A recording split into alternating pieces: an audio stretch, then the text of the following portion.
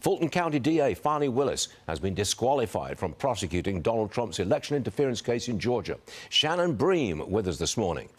OK, what does that mean, the disqualification? What does that mean for the case going forward? It could be huge for this case moving forward because she's really been the driving force for this entire thing. Now, what this appellate court said is you didn't have to have an actual conflict, but there was enough of an appearance of conflict that people would lose their, belief in the integrity of the justice system there in Georgia. And that's enough to disqualify her and her whole team.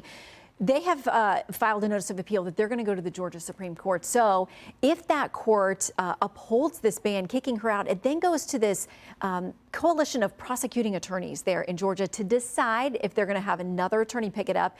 They could take a look at it and say, not worth pursuing at this point. But remember, it's not just President Trump. There are more than a dozen other co-defendants still in limbo. Well, they could pick it up and say, and keep it going. They could. With a new attorney. They could. But that would take an enormous amount of time. It would. And that new attorney could be assigned, could choose to take it up. You don't know who's going to actually want to take on this very messy case.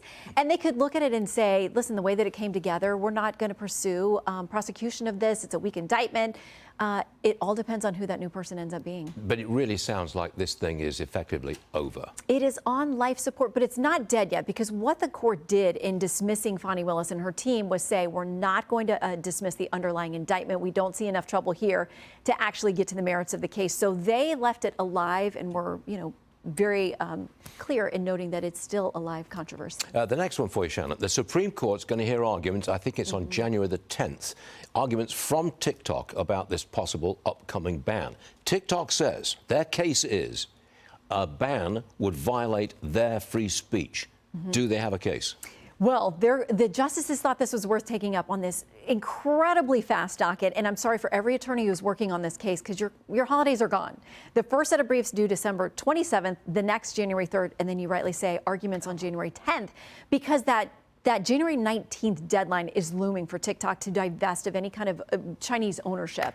And the court seems ready to jump in and make a really quick decision in something that's very important. And really what it would do is just temporarily block the law that Congress passed, President Biden signed, and President Trump, we're getting mixed signals from him about what he would do with regard to TikTok. So what would happen? What's likely to happen here? Well, if the justices make a decision before the 19th, and I think they're signaling they're willing to do that by taking this so quickly, they could actually block the law. I don't think that they will, but we'll have to see how the arguments go. But if they do, that means that buys time beyond January 19th for TikTok to continue exploring these other options to stay alive. President-elect Trump kind of likes it because he won the youth vote. He said, TikTok, help me. He says he's got a soft spot for it, but he also has been very worried about China's influence. And remember, back in 2020, he tried to put an end to TikTok before he fell in love with it. Yes, he did. Welcome to New York, Shannon Bream. Thank you. Happy holidays. Merry Christmas. Good to see you guys.